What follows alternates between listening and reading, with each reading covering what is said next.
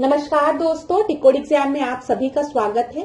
आज की क्लास में हम लोग डिस्कस करेंगे जीएस मॉक 51 जो कि आपके यूपीपीसीएस प्रीलिम्स और आरओ एआरओ दोनों परीक्षाओं के लिए बहुत ही महत्वपूर्ण है। तो चलिए आज की क्लास को स्टार्ट करते हैं मेरे साथ ऐश्वर्या सिंह के साथ। आज की क्लास को स्टार्ट करने से पहले थोड़ी सी इंफॉर्मेशन मैं आप लोगों को देना चाहूंगी। फाउंडेशन कोर्स जो कि यूपीपीसीएस 2025 के लिए लॉन्च किया गया है, ये इंटीग्रेटेड वीडियो लेक्चर कोर्स है जिसमें प्रीलिम्स और मेंस दोनों के सिलेबस को कवर किया जाएगा। क्लास यहाँ पर आपको जो नोट्स है वो बायलिंगुअल नोट्स मिलेगी, हिंदी इंग्लिश दोनों में, तो किसी भी माध्यम के स्टूडेंट को कोई भी दिक्कत नहीं होगी। टेस्ट सीरीज आपको प्रोवाइड किया जाएगा प्रीलिम्स के लिए और मेंस के लिए। मेंस में किस तरीके से आपको आंसर्स लिखना है ये भी आपको लेक्चर के दौरान बताया जाएगा। क्लास अगर इस कोर्स से रिलेटेड आपको कोई भी इंफॉर्मेशन चाहिए तो ये व्हाट्सएप नंबर है, इस पर आप कांटेक्ट कर सकते हैं। यहाँ पर आपको सारी इंफॉर्मेशन प्रोवाइड करा दी जाएगी। टिकोड एग्जाम आप लोगों के लिए दो और कोर्सेज लेकर आया है। एक यूपीपीसीएस प्रीलिम्स 2025 टेस्ट सीरीज जिसमें कि 12,000 प्रश्न होंगे।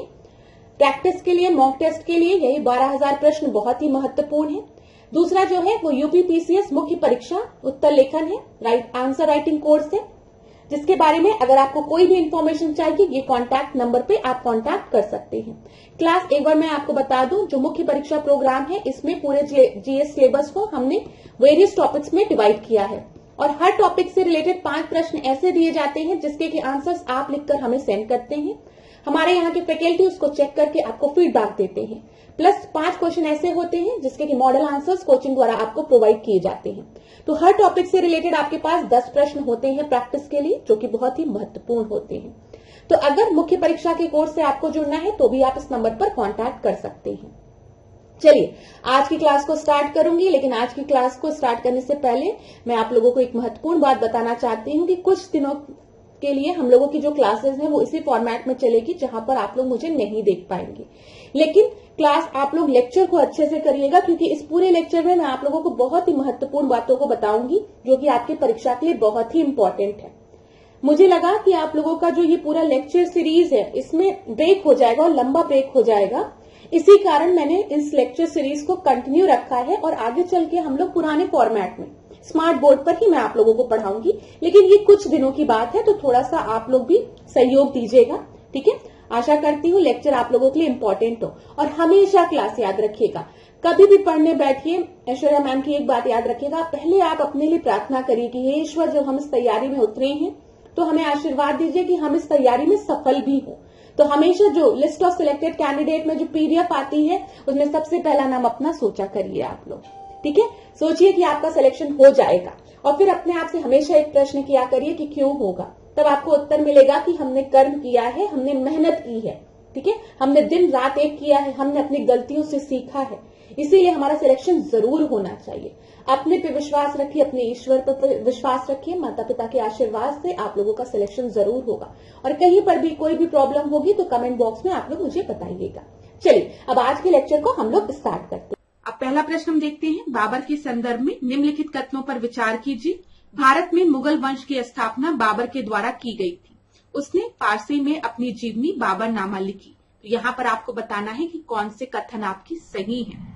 तो पहला स्टेटमेंट तो क्लास बहुत ही आसान दिया है, आप सभी को पता है कि मुगल वंश की स्थापना किसके द्वारा की गई थी, बाबर के द्वारा की गई थी भारत में, ठीक है। बाबर ने अपनी जीवनी बाबरनामा फारसी में लिखी है? नहीं, उसने फारसी में नहीं लिखी है। बाबर ने अपनी जीवनी बाबरनामा चगताई भाषा में लिखी है, जो कि उसकी मातृभाषा थी, ठीक है, ये याद रखिएगा। तो यहाँ पर आपका सही उत्तर क्या हो जाएगा, कौन सा सही है, केवल एक सही है, दूसरा गलत है। कुछ और इम्पोर्टेंट पॉइंट्स को हम लोग डिस्कस कर लेते हैं। वो ये है कि जो बाबरनामा है उसको बाबर ने चगताई में लिखा था, ठीक है, जिसका कि फारसी में अनुवाद, फारसी में इसका अनुवाद किसने किया था, अब्दुल रहीम खाना ने, ठीक है। तो याद रखिएगा अब्दुल रहीम खाना ने किया था।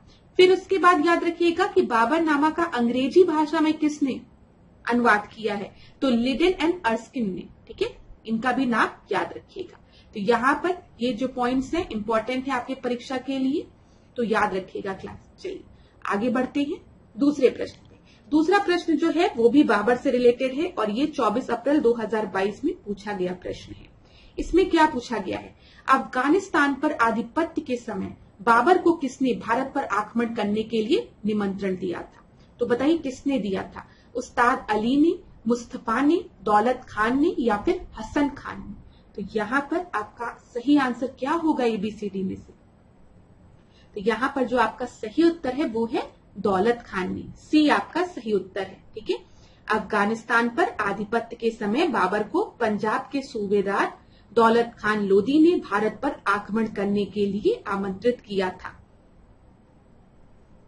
और आपको पता है कि बाबर ने जो पहला पानीपत का युद्ध था वो किसके विरुद्ध लड़ा था? इब्राहिम लोदी के। अभी हम लोग उससे भी रिलेटेड प्रश्न को डिस्कस करते हैं, लेकिन ये याद रखिएगा कि बाबर को निमंत्रण किसने दिया था, किसने उसको आमंत्रित किया था? तो वो दौलत खान था। सी आपका सही उत्तर है। अब देखिए तीसरा प्रश्न यही जो हम लोग डिस्कस कर रहे थे। किस वर्ष बाबर ने सुल्तान इब्राहिम लोदी को पानीपत की लड़ाई में पराजित किया था? तो बताइए 1527 में, 1526 में, 1525 में या फिर 1524 में? ये भी आपका PYQ है, पास्ट ईयर का क्वेश्चन है। तो ये मत सोचिएगा इतना आसान प्रश्न आपके परीक्षा में नहीं पूछा जाता है, पूछ सकता है। ठीक है, तो यहाँ पर आपका सही उत्तर क्या है? 1526 है, याद रखिएगा। और आपको पता है बाबर ने इब्राहिम लोदी को पराजित कर दिया था। यहाँ पर कुछ इंपॉर्टेंट बैटल्स को हम लोग देख लेते हैं जो बाबर द्वारा लड़ी गई थी। जो पहला पानीपत का युद्ध था वो 1526 में हुआ था, बाबर और इब्राहिम लोदी के बीच में। खानवा का युद्ध 1527 में हुआ था। चंदेरी का युद्ध 1528 में हुआ था और घाघरा का युद्ध आपका 1529 में हुआ था। यहाँ पर एक एक साल का ही अंतर है, याद रखिएगा क्लास। और सारे युद्धों में बाबर की विजय हुई थी, ये भी इंपॉर्टेंट है। किसके किसके मध्य हुआ था ये एक बार आप लोग जरूर देख लीजिएगा। अब यहाँ पर आप इसको याद कर सकते हैं, पानी खाना खाके, ठीक है, पानी खाना खाके चंदेरी का घाघरा पहना।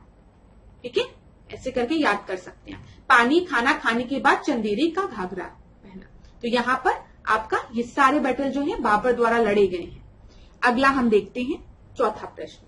चौथे प्रश्न को देखिए क्लास यहाँ पर ध्यान से। वेद के संदर्भ में निम्नलिखित कथनों पर विचार कीजिए।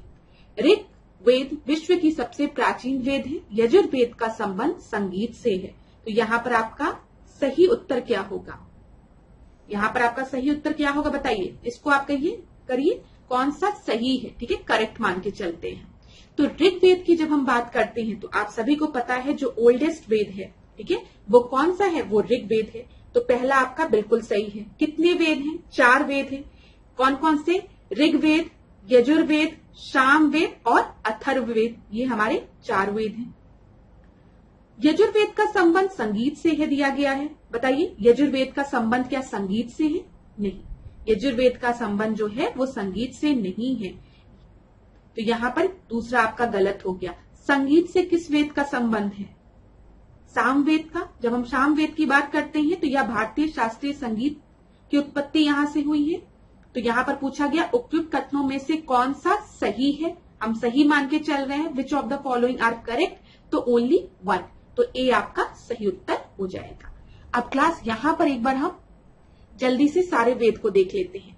देखिए ऋग्वेद की बात करेंगे तो यहाँ पर पौराणिक कथाओं के बारे में, भजन के बारे में दिया गया है। यजुर्वेद की जब हम क्लास बात करेंगे तो यजुर्वेद जो है वो केवल ऐसा वेद है जो कि 2 भाग में विभाजित है। तो कभी भी अगर आपकी परीक्षा में पूछा जाए कि 4 वेदों में से कौन सा ऐसा वेद है जो कि 2 भागों में विभाजित है, तो आप कौन सा वेद बताएंगे? यजुर्वेद बताएंगे। ठीक है, यजुर्वेद में कृष्ण यजुर्वेद है और शुक्ल यजुर्वेद है। और कभी अगर परीक्षा में आपसे पूछ लिया कि कृष्ण और शुक्ल किस वेद का भाग है, तो आप बताएंगे कृष्ण और शुक्ल जो है वो यजुर्वेद का 2 भाग है। ठीक है, और इसमें सभी यज्ञीय फॉर्मूले और हथियारों का ज्ञान मिलता है यजुर्वेद में। सामवेद की बात करेंगे तो आपको मैंने बताया भारतीय शास्त्रीय संगीत की उत्पत्ति सामवेद से हुई है। अथर्ववेद की बात करेंगे तो इसमें आयुर्वेद का ज्ञान है, मंत्र है, तंत्र है। इसीलिए हम अथर्ववेद को, मंत्र और तंत्र की वजह से हम अथर्ववेद को काला वेद भी कहते हैं। तो इतनी चीजें क्लियर हो गई ना, ऋग्वेद, यजुर्वेद, सामवेद और अथर्ववेद के बारे में। तो परीक्षा में प्रश्न कहीं से भी बन सकता है। चलिए अगला हम देखते हैं 5वां प्रश्न। अब देखिए क्लास, ये भी आपकी परीक्षा में पूछा गया प्रश्न है और रिसेंट का प्रश्न है ये। निम्नलिखित में से कौन शुक्ल यजुर्वेद की संहिता है?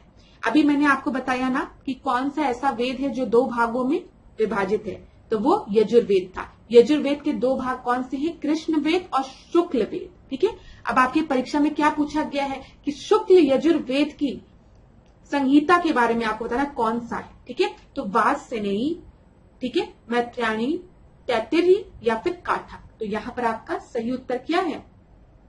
ए आपका सही उत्तर है। वाजसेनेयी जो है वो यजुर्वेद की संहिता है। यहां पर एक बार व्याख्या भी हम लोग देख लेते हैं। जब भी हम यजुर्वेद की बात करते हैं, इसमें कर्म कांड के बारे में दिया गया है। ठीक है, इसमें विभिन्न यज्ञों के बारे में दिया गया, अनुष्ठानों के बारे में दिया गया है। ये चीज क्लियर है ना? और ये वेद जो है वो अंशतः गद और पद दोनों में रचित है। तो गद और पद दोनों में लिखा गया है यजुर्वेद। ठीक है, और अभी हमने बताया आपको यजुर्वेद को 2 हिस्सों में कृष्ण यजुर्वेद और शुक्ल यजुर्वेद में विभाजित किया गया है। शुक्ल यजुर्वेद को वाजसेनेयी संहिता भी कहते हैं। ये देखिए यहाँ पर, इसको नोट कर लीजिए, परीक्षा में पूछा गया है, आने वाली परीक्षा में भी प्रश्न बन सकते हैं।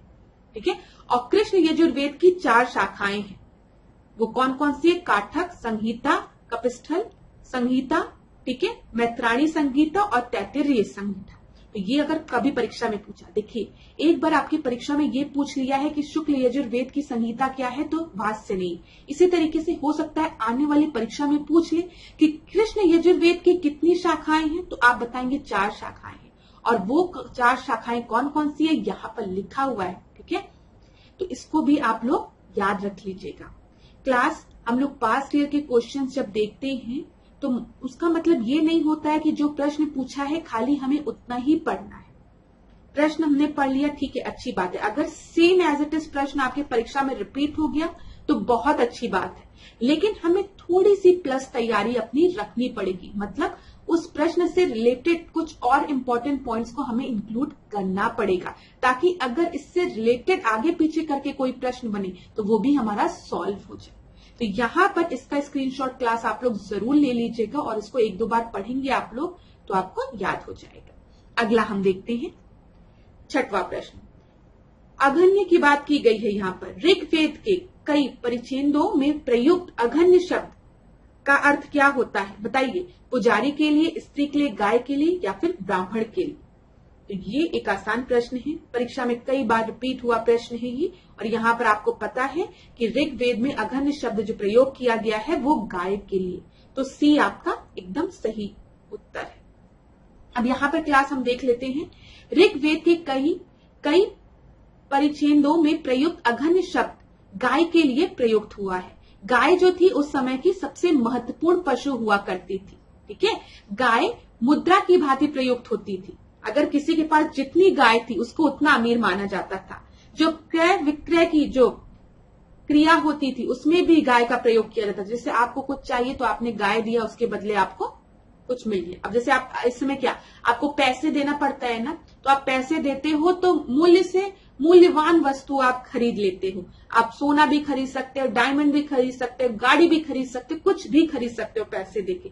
इसी तरीके से जो पैसे की आज वैल्यू है वो उस समय गाय की होती थी। ये चीज समझिए, ठीक है। और इन्हें अघन्य माना गया है, इनका वध नहीं किया जा सकता था। और गौवध जो था वो आपका निषेध था, ये चीज याद रखिएगा।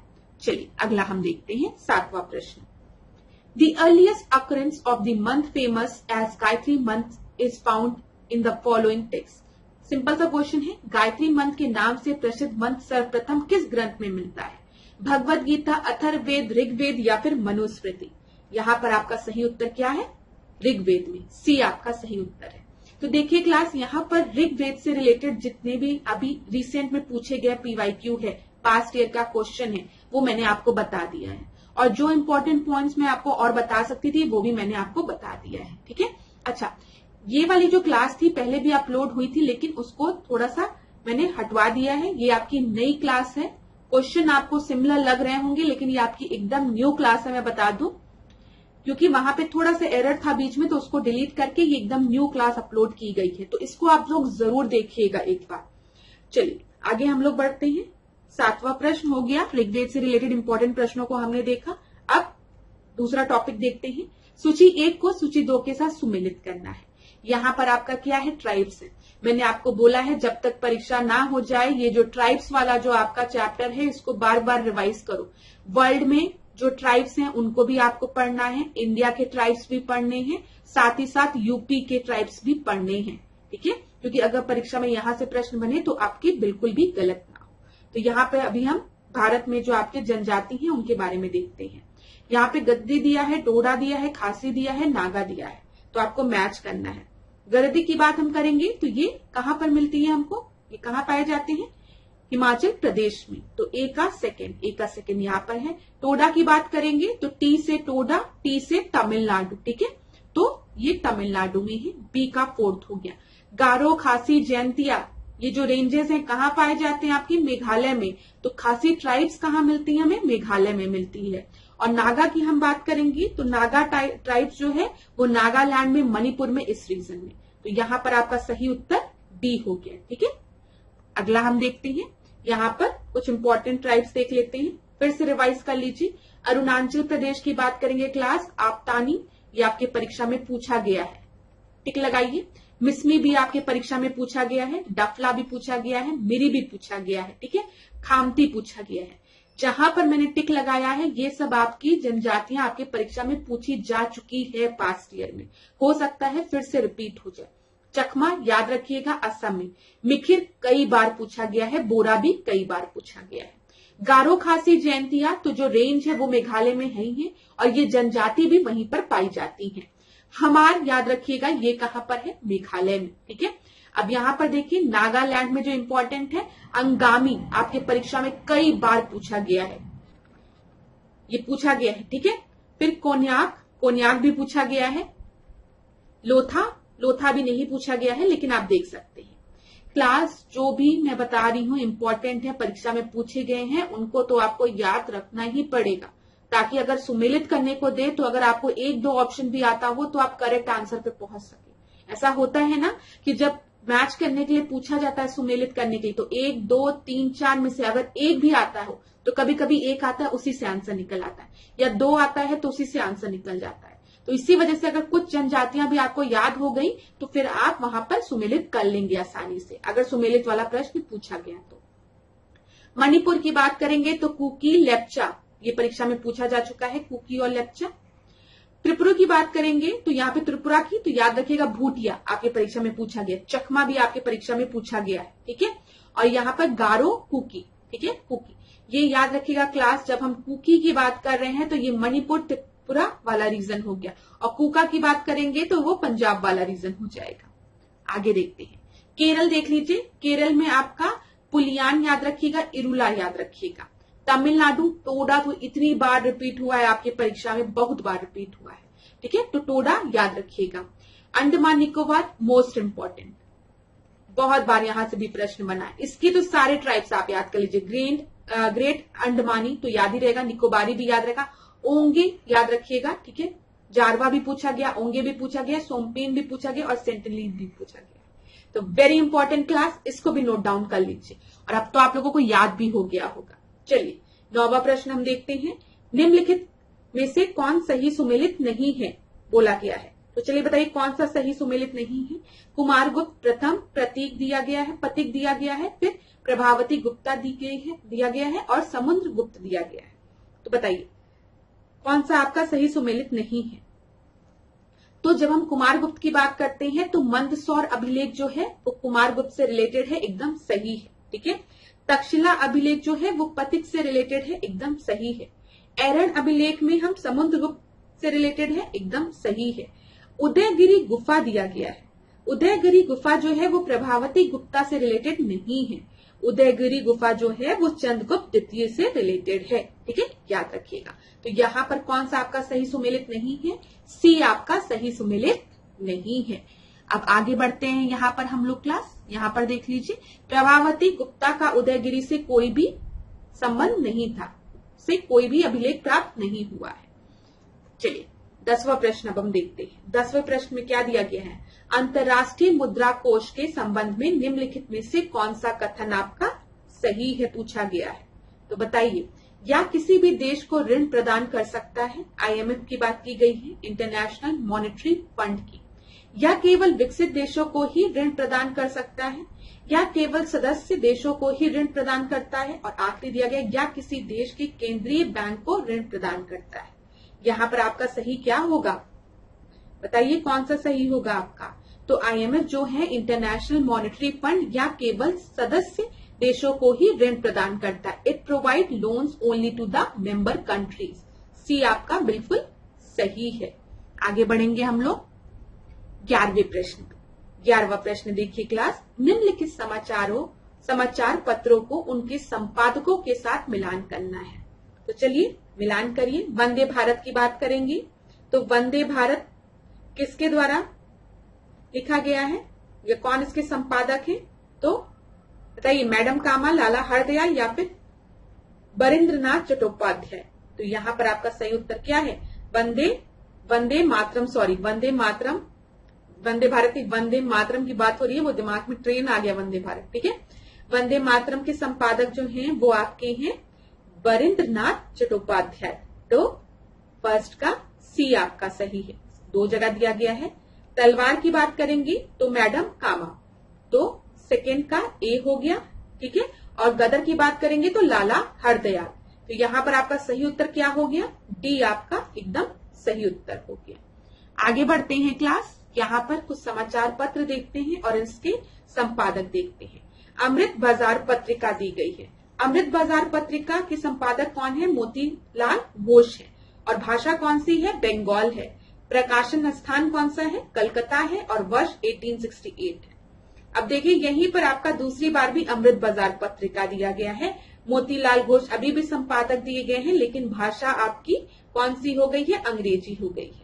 तो इसके पीछे एक कहानी है। 10 साल बाद ऐसा क्या हुआ कि अमृत बाजार पत्रिका को अपनी जो भाषा थी वो बंगाली से अंग्रेजी में कन्वर्ट करना पड़ा। क्यों किया, तो यहाँ पर 1878 में एक एक्ट आया था जिसको कि हम कहते हैं वेनाकुलर प्रेस एक्ट। वेनाकुलर प्रेस एक्ट किसके द्वारा लाया गया था, लॉर्ड लिटन द्वारा, याद रखिएगा, ठीक है। तो जो भी वेनाकुलर लैंग्वेज में जो भी न्यूज़पेपर थे उन पर रोक लगाई जा रही थी। तो बंगाल में बंगाली भाषा वहां की वेनाकुलर लैंग्वेज हो गई, ठीक है, वहां की स्थानीय भाषा हो गई, जिसकी वजह से अमृत बाजार पत्रिका भी बंद होने वाली थी। लेकिन रातों रात इन्होंने क्या किया, अमृत बाजार पत्रिका की भाषा ही बदल दी और इसको अंग्रेजी में कन्वर्ट कर दिया। यही कहानी थी, ठीक है। ये याद रखिएगा कि वेनाकुलर प्रेस एक्ट किसके द्वारा लाया गया था, लिटन द्वारा लाया गया था। और वेनाकुलर प्रेस एक्ट किसके द्वारा रिमूव किया गया था, वो थे आपके रिपन। ये भी आपकी परीक्षा में पूछा जाता प्रश्न है, इसलिए मैंने बता दिया। अब यहाँ पर सोम प्रकाश की बात करेंगे, परीक्षा में कई बार पूछा गया। ईश्वर चंद्र विद्यासागर, कोलकाता से प्रकाशन हुआ था इसका और बंगाली भाषा में। बंगवासी की बात करेंगे तो जोगिंदर नाथ बोस, ठीक है। संजीवनी के मित्र। फिर हिंदू की बात करेंगे, वीर राघवचारी। केसरी आपकी परीक्षा में कई बार पूछा गया है, तो वो बाल गंगाधर तिलक। मराठा अंग्रेजी में बाल गंगाधर तिलक। अब परीक्षा में आपको कंफ्यूज करने के लिए क्या दे देगा कि केसरी की जो संस्थापक थे वो आपके बाल गंगाधर तिलक थे, और केसरी की जो लैंग्वेज थी, भाषा थी, वो कौन सी थी, वो अंग्रेजी थी, और मराठा की भाषा जो थी वो मराठी थी। तो याद रखिएगा एकदम गलत है। केसरी और मराठा के आपके संपादक बाल गंगाधर तिलक हैं, लेकिन जो केसरी थी वो मराठी में लिखी थी और जो मराठा थी वो अंग्रेजी में इसका प्रकाशन होता था, ठीक है। मराठा और मराठी में कंफ्यूज मत होइएगा। मराठा का जो प्रकाशन था वो अंग्रेजी में होता था और केसरी का प्रकाशन मराठी में होता था। क्लियर हो गया ना क्लास, ठीक है। हिंदू की बात करेंगे तो यहाँ पर आपका MG रामाणे हो गया, ठीक है। Native opinion PN Mandlik. Bengali Surendra Nath Banerjee, ठीक है। और फिर भारत मित्र बाल मुकुंद गुप्त। हिंदुस्तान मदन मोहन मालवीय, याद रखिएगा। और यहाँ पर तो हमने कुछ डिस्कस कर ही लिया है। गदर की बात करेंगे तो लाला हरदयाल, तलवार मैडम कामा। चलिए आगे बढ़ते हैं 12वें प्रश्न पे। 12वें प्रश्न में क्या दिया गया है, युद्धों को आपको सुमेलित करना है। फर्स्ट एंग्लो वॉर दी गई है, सेकेंड एंग्लो वॉर दी गई है, थर्ड एंग्लो वॉर दी गई है, और इसमें कौन कौन सी संधि हुई है ये आपको बताना है। तो फर्स्ट एंग्लो मैसूर वॉर की जब हम बात करेंगे, एंग्लो मैसूर वॉर की बात हो रही है यहाँ पर, तो फर्स्ट एंग्लो मैसूर वॉर में कौन सी संधि हुई है? याद रखिएगा मद्रास की। तो फर्स्ट का भी एक ही जगह दिया गया है, बी आपका सही उत्तर होगा। सेकेंड एंग्लो मैसूर युद्ध की बात जब हम करेंगे तो यहाँ पर मंगलौर की संधि हुई है, थर्ड में श्रीरंगपट्टनम की, ठीक है। तो यहाँ पर कौन सा सही उत्तर हो गया? बी आपका सही उत्तर हो गया। यहाँ पर अगर आप देखना चाहें तो व्याख्या में देख भी सकते हैं। प्रथम युद्ध जो है उसमें मद्रास की संधि हुई, द्वितीय में मंगलौर की, फिर तृतीय में श्रीरंगपट्टनम में की, और चतुर्थ युद्ध में आपको पता है यहाँ पर आके टीपू सुल्तान की मृत्यु हो जाती है और जो मैसूर राज्य था वो अंग्रेजी साम्राज्य में उसका विलय हो जाता है। अगला देखते हैं 13 प्रश्न। 13 प्रश्न देखिए, लाला हरदयाल ने 1905 में लंदन में इंडियन हाउस की स्थापना की थी। दूसरा दिया गया है 1913 में जर्मनी के स्टुटगार्ट में मैडम कामा ने भारत की स्वतंत्रता की कल्पना के साथ भारतीय राष्ट्रीय ध्वज फहराया था। यहाँ पर आपका कौन सा सही है बोला गया है। तो अभी हमने लाला हरदयाल से रिलेटेड देखा ना, लाला हरदयाल ने गदर लिखी थी, ठीक है। यहाँ पर इंडियन हाउस की बात हो रही है। इंडियन हाउस की बात क्लास याद रखिएगा, लाला हरदयाल ने इसकी स्थापना नहीं की थी, ठीक है। जब इंडियन हाउस की बात होती है तो यहाँ पर श्यामजी कृष्ण वर्मा का नाम आपको याद रखना है, श्यामजी कृष्ण वर्मा, ठीक है, याद रखिएगा, श्यामजी वर्मा या फिर श्यामजी कृष्ण वर्मा। श्यामजी कृष्ण वर्मा ने 1905 में लंदन में इंडियन हाउस की स्थापना की थी और जो सोशलिस्ट नामक एक पत्रिका थी उसका उसको पब्लिश कौन कराता था? वो भी श्यामजी कृष्ण वर्मा, ठीक है, याद रखिएगा। श्यामजी वर्मा द्वारा सोशलिस्ट नामक एक पत्रिका एवं छात्रवृत्ति योजना आरंभ की गई थी। तो यहाँ पर आपका पहला गलत हो गया, क्लियर हो गया होगा। फिर यहाँ पर देखिए 1913 में बोला गया है जर्मनी में, ये भी गलत है। 1913 में नहीं, 1907 में, ठीक है, याद रखिएगा। 1907 में मैडम कामा ने भारत की स्वतंत्रता की कल्पना के साथ राष्ट्रीय ध्वज फहराया था। और अभी हमने थोड़ी देर पहले देखा मैडम कामा जो है वो किसकी संपादक है? वो आपकी तलवार की, ये भी याद रखिएगा। थोड़ी देर पहले देखा ना, तलवार याद रखिएगा, मैडम कामा से रिलेटेड है। तो यहाँ पर आपका सही उत्तर क्या होगा? डी आपका सही उत्तर होगा। दोनों स्टेटमेंट बिल्कुल गलत दिए गए हैं। आगे हम लोग देखते हैं 14 प्रश्न को। 14 प्रश्न देखिए क्या है। भारतीय चीनी प्रौद्योगिकी संस्थान उत्तर प्रदेश के कानपुर में स्थित है। फिर दिया गया भारतीय गन्ना अनुसंधान संस्थान कोयम्बटूर में स्थित है। तो बताइए कौन सा आपका सही है? Indian Institute of sugar technology जो है वो कानपुर उत्तर प्रदेश में लोकेटेड है, ये बिल्कुल सही है। Indian Institute of Sugarcane Research आपका कोयम्बटूर तमिलनाडु में लोकेटेड है, ये आपका बिल्कुल गलत है। क्यों? क्योंकि ये लखनऊ में रिलेटेड है। प्रश्न में आपसे पूछा गया है कौन सा सही है, तो जल्दी से बता दीजिए कौन सा सही है। तो यहाँ पर केवल एक सही है आपका, ठीक है, तो ए आपका सही उत्तर हो जाएगा। आगे देखते हैं क्लास, यहाँ पर देख लीजिए, भारतीय चीनी प्रौद्योगिकी संस्थान कानपुर में है, भारतीय गन्ना अनुसंधान संस्थान लखनऊ में है और भारतीय गन्ना प्रजनन संस्थान जो है वो आपका कोयम्बटूर तमिलनाडु में है। 15 प्रश्न को देखेंगे। स्वच्छ विकास तंत्र के संदर्भ में निम्नलिखित कथनों पर विचार कीजिए। यहाँ पर क्लीन डेवलपमेंट मैकेनिज्म की बात की गई है या नगोया प्रोटोकॉल के अनुच्छेद 12 में वर्णित है, दिया गया है आपको। दूसरा है या देशों को कार्बन क्रेडिट प्राप्त करने का प्रावधान करता है। आपको बताना है कि कौन सा आपका सही है, ठीक है। तो देखिए क्लास, क्लीन डेवलपमेंट मैकेनिज्म की जब हम बात करते हैं तो ये आपका आर्टिकल 12 में तो वर्णित है, लेकिन ये नगोया प्रोटोकॉल में नहीं, ये क्योटो प्रोटोकॉल में। आपको पता है कि क्योटो प्रोटोकॉल जो है वहां पर हम ग्रीन हाउस एमिशन को कम करने, गैस के एमिशन को कम करने की बात करते हैं। Clean development mechanism Kyoto protocol से रिलेटेड है। यहाँ पर या देशों को कार्बन क्रेडिट प्राप्त करने का प्रावधान करता है, ये सही है। इसमें पूछा गया है कौन सा सही है, तो केवल 2 आपका सही है और बी आपका सही उत्तर होगा। अब मैं आपको थोड़ा सा बता दूं कार्बन क्रेडिट क्या होता है या फिर क्लीन डेवलपमेंट मैकेनिज्म। इसको समझने के लिए थोड़ा सा मेरी बातों को ध्यान से सुनिएगा। यहाँ पर हम 2 तरीके की कंट्रीज ले रहे हैं, ठीक है। एक कंट्री आपकी फर्स्ट है और दूसरी कंट्री जो छोटी सी है वो कंट्री सेकंड है। जो कंट्री फर्स्ट है ना क्लास, ये डेवलप्ड कंट्री है। मतलब यहां पर पूरी तरीके से इकोनॉमी आपकी एकदम अच्छी खासी चल रही है, इंडस्ट्रियलाइजेशन है, बड़ी बड़ी इंडस्ट्रीज है, इंफ्रास्ट्रक्चर बहुत ही ज्यादा अच्छे हैं, ठीक है। तो पूरी तरीके से डेवलप्ड कंट्री है। अब जब यहाँ पे इंडस्ट्रियलाइजेशन ज्यादा है, इंफ्रास्ट्रक्चर बड़े हैं, व्हीकल्स ज्यादा होंगी, गाड़ियां लोगों के पास ज्यादा होगी, तो हम कह सकते हैं यहां पर कार्बन एमिशन भी ज्यादा होगा ना। कार्बन एमिशन, इंडस्ट्रीज ज्यादा हैं, गाड़ियां ज्यादा हैं, तो कार्बन एमिशन भी ज्यादा है, ठीक है। अब जो कंट्री 2 है, ये एक छोटी सी कंट्री है, ठीक है, डेवलपिंग कंट्री है। यहां पर आपके कम इंडस्ट्रीज हैं, कम लोग हैं, कम व्हीकल्स हैं, तो यहां पर जो कार्बन का एमिशन है वो कम होगा। ये चीज समझ में आया, सिंपल सा कॉन्सेप्ट है। अब देखो, जब क्योटो प्रोटोकॉल आया तो यहां पर कार्बन क्रेडिट दिया गया कंट्रीज को। जैसे आपके क्रेडिट में पैसे रहते हैं ना, लोग कहते हैं लो तुम्हारी क्रेडिट की रेंज कितनी है, तो इंसान बोलता है इतनी है, तो जितना पैसा खर्च करना है करो, ठीक है, करो, ये चीज है। तो इसी तरीके से समझो क्योटो प्रोटोकॉल ने कुछ क्रेडिट दिया कंट्रीज को। जो डेवलप्ड कंट्रीज थी उन्होंने कहा कि आप एक्स अमाउंट में कार्बन डाइऑक्साइड रिलीज कर सकते हैं, इससे ज्यादा, एक्स से ज्यादा अमाउंट में आप कार्बन डाइऑक्साइड रिलीज नहीं कर सकते हैं। डेवलप्ड कंट्री जो थी उसको पता था कि भाई मैं हर साल इससे कई ज्यादा कार्बन डाइऑक्साइड रिलीज करता हूं, लेकिन मैंने तो क्योटो प्रोटोकॉल में सिग्नेचर कर दिया है, अब मैं क्या करूं। तो उसके दिमाग में एक चीज आई, कार्बन क्रेडिट का यूज करने का उसके दिमाग में आइडिया आया।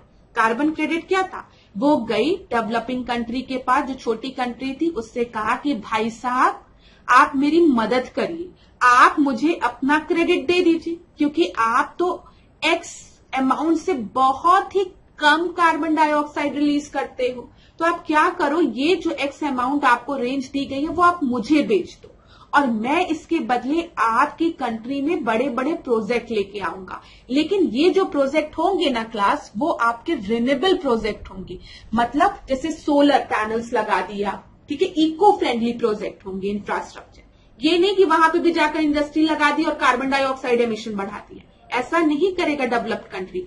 डेवलप्ड कंट्री जो है, बड़ी कंट्री, वो छोटी कंट्री के पास जाएगी, उससे कहेगी कि आप मुझे कार्बन क्रेडिट थोड़ा अपने बेच दो, और उसके बदले मैं आपके यहाँ इको फ्रेंडली प्रोजेक्ट या इंफ्रास्ट्रक्चर स्टैब्लिश करूंगा। तो यही होता है कार्बन क्रेडिट। जैसे आप किसी को पैसे देते हो और उसके बदले कोई सामान लेते हो, यहाँ पर जो डेवलप्ड कंट्री है वो दूसरी जो छोटी छोटी कंट्रीज है उनके कार्बन क्रेडिट को खरीदती है और उसके बदले वहां पर इंफ्रास्ट्रक्चर डेवलपमेंट करती है, ठीक है, नए प्रोजेक्ट्स लेके आती है। तो ये पूरा क्लीन डेवलपमेंट मैकेनिज्म है। क्लीन डेवलपमेंट क्यों है, ये डेवलपमेंट में हेल्प कर रही है डेवलपिंग कंट्रीज को या फिर अंडर डेवलप्ड कंट्रीज को, एक डेवलप्ड नेशन।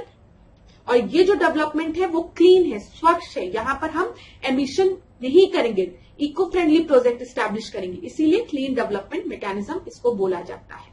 आपको समझ में आ गया होगा आशा करती हूँ। अगर नहीं समझ में आया तो कमेंट बॉक्स में बताइएगा, नेक्स्ट क्लास में फिर एक्सप्लेन कर दिया जाएगा।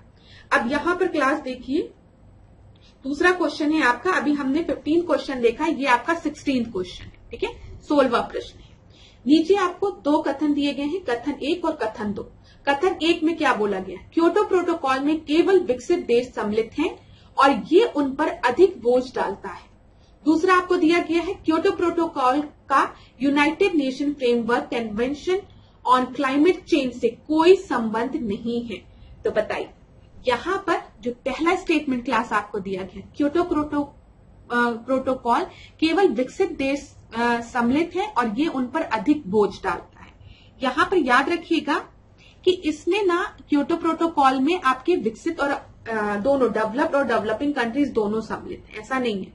लेकिन यहां पर ये आपका बिल्कुल सही है कि ये उन पर ज्यादा बोझ डालता है, ये आपका बिल्कुल सही है, ठीक है, याद रखिएगा। तो हम इस स्टेटमेंट को थोड़ा सही भी मान सकते हैं, क्योंकि जो डेवलप्ड कंट्रीज हैं उन पे ज्यादा बोझ है। क्यों ज्यादा बोझ है, अब आप सोचो, जो डेवलप्ड कंट्रीज है वहां पे इंडस्ट्रियलाइजेशन कितने पहले आ गया, तो इसका मतलब उन्होंने ज्यादा कार्बन डाइऑक्साइड का एमिशन किया डेवलपिंग कंट्रीज के कंपैरिजन में, जो अभी ग्रो कर रही हैं, ठीक है।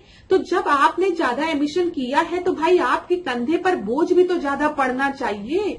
तो इसीलिए जो डेवलप्ड कंट्रीज हैं, जो आपकी जो बड़ी कंट्रीज हैं, विकसित देश है, उन पर ज्यादा बोझ डाला गया है। क्योटो प्रोटोकॉल का अगर आप वो देखेंगे स्लोगन तो ये यही है कि जो ज्यादा डेवलप्ड है उनपे ज्यादा बोझ पड़ेगा। ठीक है, ये चीज याद रखिएगा। दूसरा दिया गया है क्योटो प्रोटोकॉल का यूनाइटेड नेशन फ्रेमवर्क से कोई भी संबंध नहीं, ये बिल्कुल गलत है। तो यहां पर अगर हम देख के चलें तो पहला आपका हम सत्य मानेंगे, दूसरा असत्य मानेंगे। तो आपका सही उत्तर क्या हो जाएगा यहाँ पर आपका जो सही उत्तर है वो आपका हो जाएगा के थर्ड। ठीक है, कथन एक सत्य है लेकिन कथन दो जो है वो असत्य है। यहाँ पर देख लीजिए, क्योटो प्रोटोकॉल केवल विकसित देशों को बांधता है और उन पर भारी बोझ डालता है। ठीक है, ये आपका सही है। यहाँ पर देखिए, क्योटो प्रोटोकॉल एक अंतर्राष्ट्रीय संधि है जो विकसित देशों को अपने ग्रीन हाउस गैस उत्सर्जन को कम करने के लिए प्रतिबंध करती है और विकासशील देश इस संबंध से बंधे नहीं है। अभी क्यों नहीं बंधे? क्योंकि इनके ऊपर भी रिस्पॉन्सिबिलिटी, ऐसा नहीं है कि विकासशील देशों को अपना जो कार्बन एमिशन है उसको बढ़ाना है, ऐसा कुछ नहीं है, लेकिन हाँ वो इतना उनपे रिस्पॉन्सिबिलिटी नहीं है। और विकसित देशों के पास उत्सर्जन में कटौती के लिए अलग अलग लक्ष्य भी रखे गए हैं, इसलिए क्योटो प्रोटोकॉल केवल विकसित देशों को बाध्य करता है, उन पर भारी बोझ डालता है। ये चीज क्लियर हो गई ना? सबसे ज्यादा कार्बन जहां से एमिट हो रहा है वहीं पर तो ज्यादा बोझ डाला जाएगा। दूसरा देखिए, क्योटो प्रोटोकॉल जो है वो किसका आपका ये निष्कर्ष हम कहेंगे किससे संबंधित है? आखिर क्लाइमेट चेंज से ही तो रिलेटेड है ये, United framework convention on climate change. यहाँ पर हम किस पे ध्यान दे रहे हैं? जलवायु परिवर्तन पर, ग्रीन हाउस गैसेस के एमिशन को हम कम करने की बात कर रहे हैं। तो ये तो आपका डायरेक्ट कनेक्टेड है यूएनएफसीसी से। ठीक है, तो ये आपका गलत हो गया। तो जो हमने डिस्कस किया था वो आपका सही उत्तर है। अब यहाँ पर ये क्योटो प्रोटोकॉल से रिलेटेड कुछ इंपॉर्टेंट फैक्ट्स हैं जो कि आपके परीक्षा में पूछे जा सकते हैं। सबसे पहले आप याद रखिएगा, क्योटो प्रोटोकॉल जो है प्रोटोकॉल वो एक अंतर्राष्ट्रीय समझौता है, आप सभी को पता है। इसका उद्देश्य कार्बन डाइऑक्साइड गैस और जो ग्रीन हाउस गैसेज हैं उनको कम करना है, उनका उत्सर्जन, आप सभी को पता है। ठीक है, क्योटो प्रोटोकॉल यूएनएफसीसीसी के तहत एक समझौता है जिसे कब अपनाया गया? प्लीज क्लास लर्न इट, 1997 में इसको अपनाया गया है। ठीक है, और कहां पर? जापान में, जापान के क्योटो में, और यही क्योटो की वजह से इसको हम क्योटो प्रोटोकॉल कहते हैं। 1997 में इसे अपनाया गया है और 2005 में इसे लागू किया गया है। याद रखिएगा, परीक्षा में कंफ्यूज किया जा सकता है, तो क्या बोलेंगे? क्योटो प्रोटोकॉल 1997 में इसे लाया गया है और 2005 में इसे लागू किया गया है। और भारत ने क्योटो प्रोटोकॉल पर कब हस्ताक्षर किया है? तो वो 2002 में। ठीक है, इतनी चीज क्लियर हो गई। तो ये 3 साल जो है 1997, 2002 और 2005 ये क्योटो प्रोटोकॉल के लिए बहुत ही इंपॉर्टेंट है और आपको पता भी होना चाहिए अपनी परीक्षा के लिए, परीक्षा दृष्टि से भी महत्वपूर्ण है। ठीक है क्लास, आगे बढ़ते हैं। 17 प्रश्न देखते हैं इको मार्क से रिलेटेड। इको मार्क योजना पर्यावरण और वन मंत्रालय की पहल है, इसे 1991 में प्रारंभ किया गया था। तो बताइए कौन सा आपका सही है? तो यहाँ पर याद रखिएगा, यहाँ पर जो इम्प्लीमेंटिंग आपकी जो मंत्रालय है, कौन इसको इम्प्लीमेंट कर रहा है? Ministry of Environment, Forest and Climate Change. ठीक है, ये आपका बिल्कुल सही है। The Eco Mark is an initiative of Ministry of Environment, Forest and इसको क्लाइमेट चेंज। अब आपको पता है इसका पूरा नाम क्या हो गया है? Climate change. ये एकदम सही है। और इट वॉज स्टार्टेड इन 1991, ये भी सही है। तो यहाँ पर आपका सही उत्तर क्या हो जाएगा? दोनों बिल्कुल सही है, सी आपका सही उत्तर है। यहाँ पे देख लीजिए, इको मार्क में इस तरीके से घड़ा बना रहता है।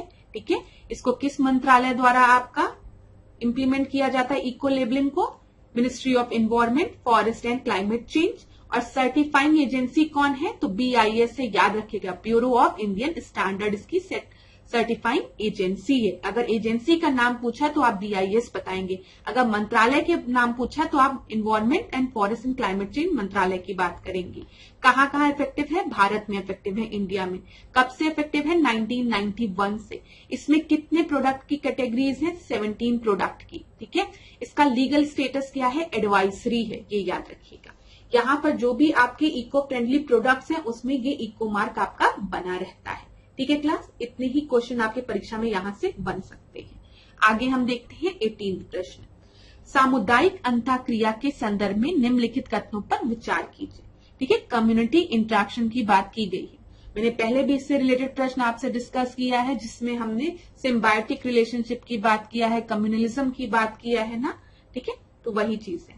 अब यहाँ पर देखिए, जैविक समुदाय में पौधे, जंतुओं और सूक्ष्म जीवों के समुदाय ऊर्जा, संसाधन और स्थान के लिए एक दूसरे से अंतःक्रिया करते रहते हैं। In a biological community, communities of plant, animal and microorganism interact with each other for energy, resources and space. ये आपका कम्युनिटी इंटरेक्शन से रिलेटेड स्टेटमेंट बिल्कुल सही है।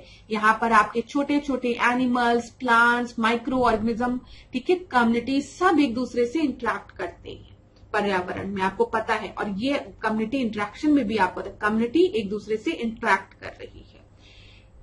सभी जीव पारिस्थितिक तंत्र के सकल संचालन में तथा ऊर्जा के प्रभाव और पोषक तत्वों के चक्रण में मुख्य भूमिका निभाते हैं।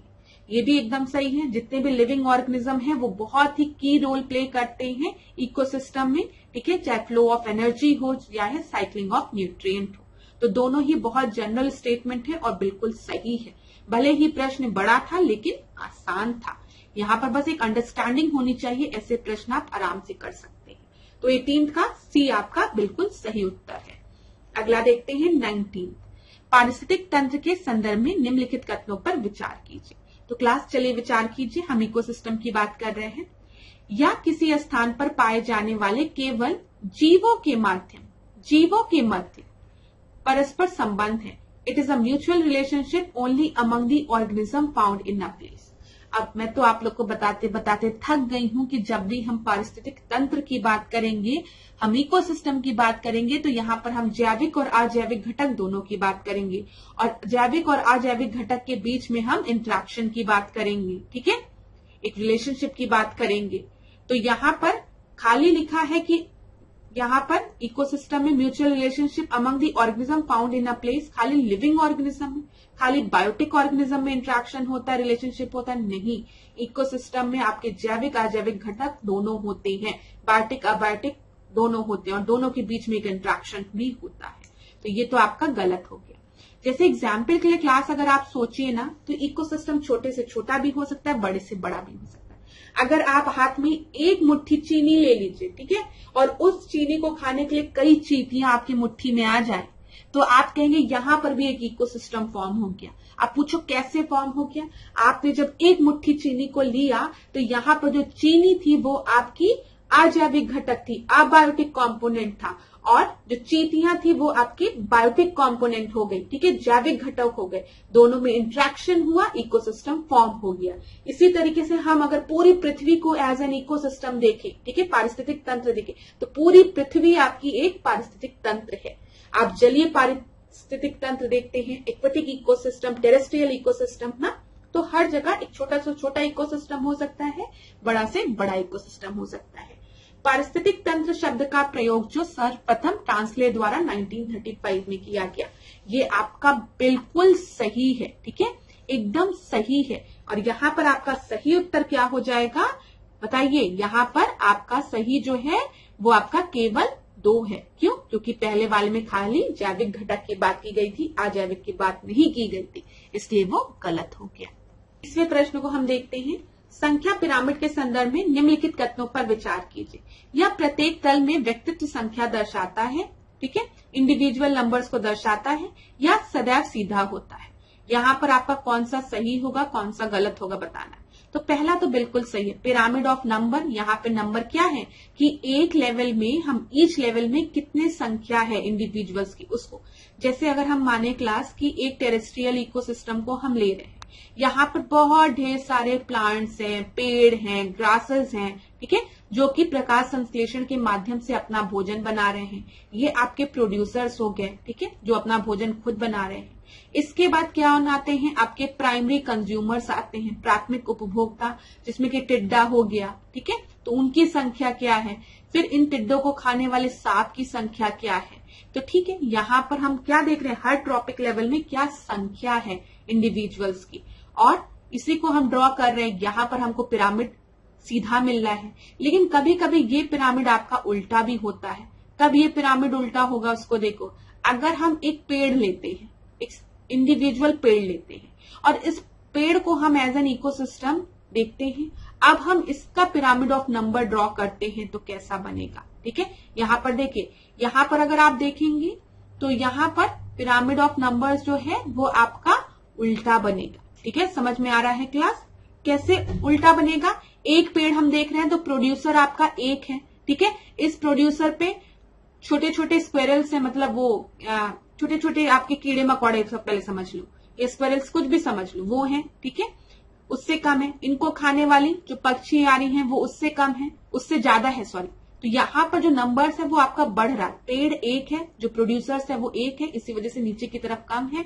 फिर यहाँ पे जो आपके जो ग्रीन इस हरे घास फूस खा रहे हैं, जो इस पेड़ पे पत्तियां खा रहे हैं, वो उससे थोड़ी ज्यादा है। फिर इन छोटे मोटे कीड़ों को खाने के लिए उससे बड़ा जो आपका कोई सांप वाप रहता है वो है। ठीक है, तो ये आपका क्या है, ये आपका पिरामिड ऑफ नंबर जो है वो आपका डाउनवर्ड पिरामिड है। तो जब भी हम पिरामिड ऑफ नंबर की बात करते हैं तो वो अपराइट भी हो सकता है, वो डाउनवर्ड पिरामिड भी हो सकता है। ये आपका गलत हो गया। जो पिरामिड ऑफ एनर्जी है ना क्लास, वो हमेशा अपराइट होती है, वो हमेशा सीधी होती है, क्योंकि यहाँ पे 10% एनर्जी लॉ लगता है। खाली जो 10% ऊर्जा है वो दूसरे लेवल में ट्रांसफर होती है, मतलब इसकी क्वांटिटी आपकी हमेशा घटती जाती है। इसी वजह से पिरामिड ऑफ एनर्जी ही एक ऐसा पिरामिड है जो कि हमेशा सीधा होता है। दूसरा और कोई पिरामिड हो, चाहे पिरामिड ऑफ नंबर हो, पिरामिड ऑफ बायोमास हो, वो सीधा भी हो सकता है, उल्टा भी हो सकता है। तो यहाँ पर आपका सही उत्तर क्या हो जाएगा, पहला आपका सही है, दूसरा आपका गलत है, ए आपका सही उत्तर हो गया। ठीक है, आगे देखते हैं हम लोग 21 को। एरोसॉल की बात की गई है। एरोसॉल के संबंध में निम्नलिखित कथनों पर विचार करना है। इनका आकार 10 माइक्रोन से अधिक होता है, ये एल्बिडो की मात्रा घटा देते हैं। तो बताइए यहाँ पर आपका सही उत्तर क्या है, बताइए क्लास। जब हम एरोसॉल की बात करते हैं तो इनका आकार 10 माइक्रोन से अधिक होता है, ये आपका गलत है। ठीक है, ये इनका जो आकार होता है वो 1 से 10 माइक्रोन तक ही होता है, इससे बड़ा नहीं होता है। ये एल्बिडो की मात्रा को घटा देते हैं, ये भी आपका गलत है। ये एल्बिडो की मात्रा को बढ़ा देते हैं। ठीक है, तो यहाँ पर दोनों ही स्टेटमेंट आपके गलत हैं, तो उत्तर डी हो जाएगा, क्योंकि करेक्ट पूछा गया था, दोनों ही गलत है। अब देखिए एल्बिडो समझ लीजिए क्या होता है। ठीक है, एल्बिडो को समझने के लिए बस ऐसे समझिए कि कोई सरफेस आपका है, इस सरफेस पे कितनी सनरेज आपकी फॉल कर रही हैं और कितनी सनरेज आपकी रिफ्लेक्ट बैक हो जा रही है।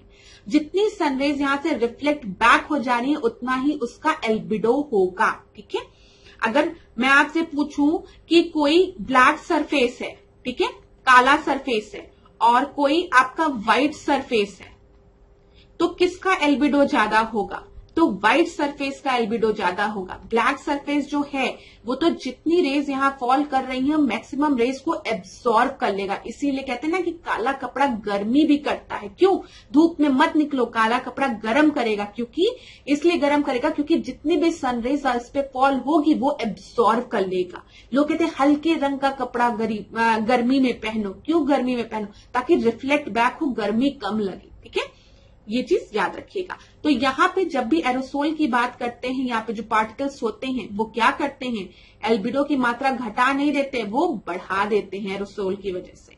तो यहाँ पर दोनों ही आपका बिल्कुल गलत है। अब देखिए ये आपका एक पास्ट ईयर का क्वेश्चन है, आपके परीक्षा में पूछा गया है और ये एक रिसेंट प्रश्न है। क्या है, निम्नलिखित में से कौन अन्य तीनों की तुलना में ज्यादा सूर्य की रोशनी परावर्तित करता है, मतलब रिफ्लेक्ट बैक करता है। Sand desert, paddy crop land, ठीक है, धान की खेती की भूमि, ताजा बर्फ से ढकी भूमि, या फिर पेरी भूमि। ठीक है, पेरिस भूमि। तो यहाँ पर याद रखिएगा आइस, अगर बर्फ को देखो क्लास, तो यहाँ पर जितनी भी आपकी सनरेज आएंगी, ठीक है, जो भी लाइट आएगी वो तुरंत रिफ्लेक्ट बैक हो जाएगी। बर्फ है ना, तो रिफ्लेक्ट बैक होगी, रिफ्लेक्शन ज्यादा होगा। तो इन चारों को अगर हम कंपेयर करेंगे तो सबसे ज्यादा एल्बिडो किसका होगा, सबसे ज्यादा रिफ्लेक्शन कहां से होगा, land covered with the fresh snow. See आपका सही उत्तर है। यह भी रिसेंट का प्रश्न था। चलिए 23rd प्रश्न को देखते हैं। Which award is given is known as green Nobel, किसे हम ग्रीन नोबेल कहते हैं, तो बताइए ABCD में से आपका सही उत्तर क्या होगा, समय ले लीजिए, ऐसा भी प्रश्न आपके परीक्षा में पूछा जाता है। तो यहाँ पर आपका सही उत्तर क्या है? यहाँ पर आपका जो सही उत्तर है ABCD में वो है डी, गोल्डमैन पुरस्कार। ठीक है, गोल्डमैन पुरस्कार जो है वो हर वर्ष पर्यावरण संरक्षण के लिए जमीनी स्तर कार्य करने वाले पर्यावरणवादी विदों को दिया जाता है। इसे हम ग्रीन नोबेल भी कहते हैं। 24 प्रश्न को हम देखते हैं। अनुच्छेद 39A की बात की गई है, आर्टिकल 39A की। आर्टिकल 39A में equal justice of free legal aid की बात की गई है। 39A आप सभी को पता है राज्य के नीति निर्देशक तत्व का हिस्सा है। ठीक है, DPSP का हिस्सा है। तो इसमें क्या समान न्याय और निःशुल्क विधिक सहायता का प्रावधान किया गया है। तो ये आपका बिल्कुल सही है ना, एकदम सही है। इसे संविधान में 44वें संविधान संशोधन अधिनियम द्वारा 1978 में जोड़ा गया। ये आपका सही है कि गलत, बताइए जल्दी से। ये आपका गलत है। क्यों गलत है? हमने 39A DPSP को किसके थ्रू जोड़ा है? 42nd कॉन्स्टिट्यूशनल अमेंडमेंट एक्ट के थ्रू। ठीक है, यहाँ पर ये आपको याद रखना है। तो यहाँ पर आपका सही उत्तर क्या हो जाएगा? यहाँ पर आपका सही उत्तर जो है वो A हो जाएगा। ठीक है, चलिए आगे बढ़ते हैं। अगला प्रश्न देखते हैं 25वां। यहाँ पर क्या बोला गया है? 25 प्रश्न में आर्टिकल 48A की बात की गई है और यहाँ पर बोला गया है आर्टिकल 48A के अनुसार राज्य देश के पर्यावरण के संरक्षण तथा संवर्धन का और वन तथा वन जीवों की रक्षा करने की प्रयास करेगा। राज्य DPSP है, ये भी आपको पता है, राज्य की नीति निर्देशक तत्व का हिस्सा है। तो ये बिल्कुल सही दिया गया है। 48 में हमने यही बात कही है। लेकिन यहाँ पर जो आपको क्लास दिया गया है कि इसे 44th कॉन्स्टिट्यूशनल अमेंडमेंट एक्ट के थ्रू जोड़ा गया, ये आपका गलत है। इसे भी हमने 42nd कॉन्स्टिट्यूशनल अमेंडमेंट एक्ट 1976 के थ्रू जोड़ा है। तो यहाँ पर आपका सही उत्तर क्या हो जाएगा? केवल एक। दूसरा गलत है ना। चलिए आगे बढ़ते हैं। 27वां प्रश्न देखते हैं। यहाँ पे ये आपका 26वां होना चाहिए, गलती से 27वां लिखा है, इसको सही कर लीजिएगा। निम्नलिखित कथनों पर विचार कीजिए। तो चलिए विचार करिए। लोहे पर जंग लगना संक्षारण के उदाहरण है। इससे लोहे का भार कम हो जाता है। जो जंग लगती है लोहे में वो कोरोजन कहते हैं, जंग लग गई, rusting of iron is an example of corrosion. ये बिल्कुल सही है। लेकिन जंग लगने की वजह से आयरन का वेट घटता नहीं है, बढ़ जाता है। तो दूसरा आपका गलत है। ठीक है, दूसरा आपका क्या है क्लास? गलत है। तो यहाँ पर आपका सही उत्तर क्या हो जाएगा? यहाँ पर पूछा गया है कौन सा करेक्ट नहीं है, तो दूसरा आपका करेक्ट नहीं है, पहला आपका करेक्ट है। ठीक है, नॉट करेक्ट पूछा गया है। देखिए, दैनिक धातुओं का कोरोजन होता है, आपको पता है। लोहे पर जंग लगना, चांदी के ऊपर काली परत व तांबे के ऊपर हरी परत चढ़ना संक्षारण के उदाहरण है। जंग लगने से लोहे का भार बढ़ जाता है। अगला हम देखेंगे 28वां प्रश्न। रेल पटरियां जोड़ने में किसके साथ अभिक्रिया के लिए लौह ऑक्साइड का प्रयोग किया जाता है? तो बताइए, iron oxide is used for reacting with which of the following to join the railway track? तो किसका यूज किया जाता है? एल्यूमिनियम का, जिंक का, कॉपर का या फिर टिन का? यहाँ पर ABCD में से सही उत्तर कौन सा है? तो एल्यूमिनियम आपका सही उत्तर है। आगे बढ़ते हैं अगले प्रश्न पे। 29 को देखिए, यहाँ पर आपको क्या दिया गया है? यूनेप, संयुक्त राष्ट्र पर्यावरण कार्यक्रम। ठीक है, भारतीय वन प्राणी संस्थान, प्रकृति संरक्षण का अंतर्राष्ट्रीय संघ IUCN, यूरोपियन इन्वायरमेंट एजेंसी। तो जल्दी से बता दीजिए, जब हम यूनेप की बात करते हैं तो क्या होगा? केन्या नैरोबी में हेडक्वार्टर है। तो ए का फोर्थ 3 जगह दिया गया। फिर भारतीय वन प्राणी संस्थान, तो ये तो भाई एक ही दिया गया है, वो हमारा उत्तराखंड और देहरादून दिख रहा है आपको, तो ये तो बड़ा आसान है। तो बी का आपका 3rd हो गया। IUCN की बात करेंगे तो यहाँ पर आपका स्विट्जरलैंड हो गया। ठीक है, और जब हम यूरोपियन इन्वायरमेंट एजेंसी की बात करेंगे तो कोपेनहेगन डेनमार्क हो गया। तो सही उत्तर क्या हो गया आपका? बी आपका सही उत्तर हो गया। 30वें प्रश्न को देखेंगे। निम्नलिखित में परमाणु खनिज कौन कौन से हैं? बताइए, यूरेनियम, थोरियम, लिथियम, कौन सा है आपका? बताइए क्लास। यूरेनियम, थोरियम, लिथियम, ठीक है, जिरकोनियम, बोरेलियम, ये सब क्या है? ये सब परमाणु खनिज हैं आपके ना। यहां पर आपका सही उत्तर क्या हो जाएगा? पूछा गया है 1, 2, 3 तीनों आपके सही है। व्याख्या देख लेते हैं यहां पर। ये तो मैंने आपको बता दिया कि यूरेनियम, थोरियम, बेरिलियम, जिर्कोनियम, ठीक है, एल्मेनाइट, फिर यहाँ पे लिथियम आदि के द्वारा प्राप्त ऊर्जा को परमाणु ऊर्जा हम कहते हैं। भारत में परमाणु ऊर्जा आयोग की स्थापना डॉक्टर होमी जहांगीर भाभा के नेतृत्व में 1948 में की गई थी। ठीक है, ये चीज याद रखिएगा। चलिए 31 देखते हैं हम। मिसिसिपी नदी के संदर्भ में निम्नलिखित कथनों पर विचार कीजिए। मिसिसिपी रिवर की बात की गई है। या दक्षिण अमेरिका की सबसे लंबी नदी है, या नदी मैक्सिको की खाड़ी में जाकर गिरती है। तो मुझे बताइए क्या सही है? मिसिसिपी रिवर जो है क्या वो साउथ अमेरिका में है? लगता है आपको? मैप देखा है आप लोग ने? नहीं, मिसिसिपी रिवर जो है वो नॉर्थ अमेरिका में है, उत्तरी अमेरिका की सबसे लंबी नदी है। तो ये आपका गलत हो गया। या नदी मैक्सिको की खाड़ी में गिरती है, हाँ, या नदी मैक्सिको की खाड़ी में गिरती है, ये सही है। तो सही उत्तर क्या होगा? बी आपका सही उत्तर होगा। यहाँ पर देख लीजिए, ये कौन सी रिवर आपको दिख रही है? ये मिसिसिपी रिवर दिख रही है। ठीक है, ये नॉर्थ अमेरिका का मैप अगर आप देखेंगे, इधर आपको यूएसए कनाडा वाला रीजन है। ठीक है, यहाँ पर देखिए गल्फ ऑफ मैक्सिको है, याद रखिएगा गल्फ ऑफ मैक्सिको है, और इसी में जाकर मिसिसिपी रिवर गिर रही है, ये चीज याद रखिएगा। मिजोरी किसकी ट्रिब्यूटरी है? याद रखिएगा मिसिसिपी रिवर की। ठीक है, रेड भी आपको इधर दिख रहा है ना, तो ये भी याद रखिएगा, ओहियो, रेड, ठीक है, फिर उसके बाद मिजोरी, ये सब। चलिए आगे बढ़ते हैं।